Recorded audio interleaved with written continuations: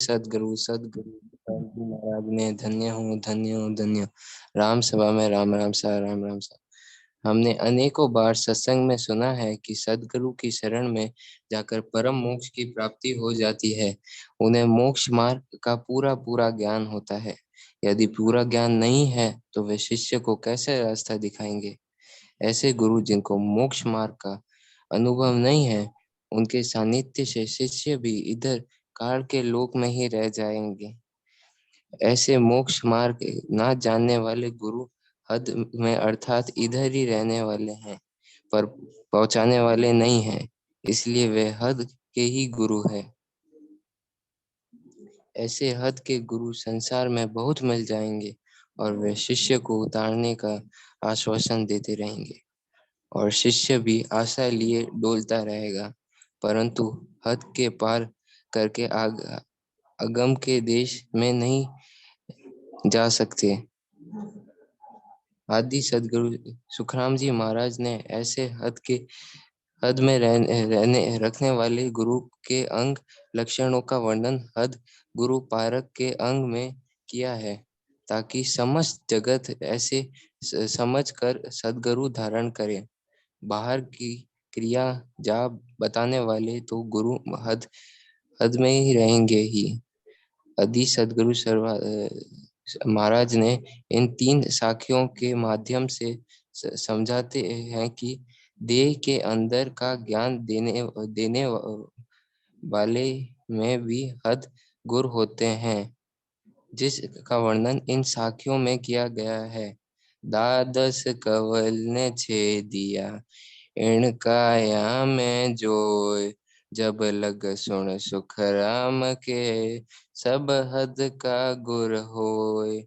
जिसने इस काया में संसार के अंदर 12 कमलों का 6 कमल पूरब के 6 कमल पश्चिम के उन कमलों का छेदन करके देखा नहीं, तब तक वह भी गुरु हद के ही है। ऐसे आदि सदगुरु सुखराम जी महाराज फरमाते हैं, पूरब दिस भुगुटी चढ़े सट कवल कूजोय, वही गुरु सुख राम कहे सुन हद ही क्या होय। जो पूरब दिशा से शंखनाल से मूल द्वार से चढ़ते चढ़ते भुगुटी में जाते हैं और बीच के 6 कवल देख लेते हैं, वह गुरु भी हद के ही है। ऐसा आदि सदगुरु सुखराम जी महाराज फरमाते हैं, जिसमें 12 कमलों के ऊपर की खिड़की जब तक खोली नहीं, तब तक सभी गुरु हद में ही इधर इधर की ओर ही है।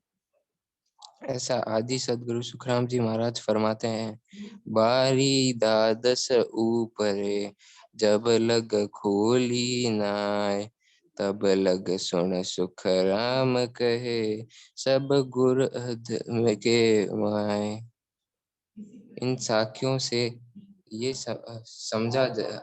समझ आता है कि यदि गुरु शरीर के अंदर के 12 कमलों के छेदन करने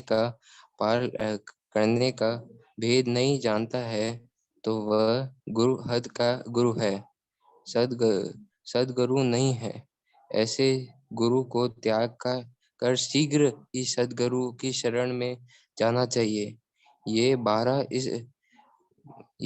इस प्रकार है, पूरब के कंठ, हृदय, मध्य, नाभि, ब्रह्मस्थान, मूल द्वार, गुदाघाट तथा पश्चिम के बंकनाल की बारी, मेरु, त्रिकुटी, चिदानंद ब्रह्म, शिव ब्रह्म, पार ब्रह्म। कलयुग में मनुष्य तन की अल्प आयु में समय न गंवाते हुए जीवित रहते हुए सदगुरु के सानिध्य में 12 कमलों को शीघ्र अति शीघ्र पार कर लेना चाहिए। ये दुर्लभ मनुष्य तन बार बार नहीं मिलता है।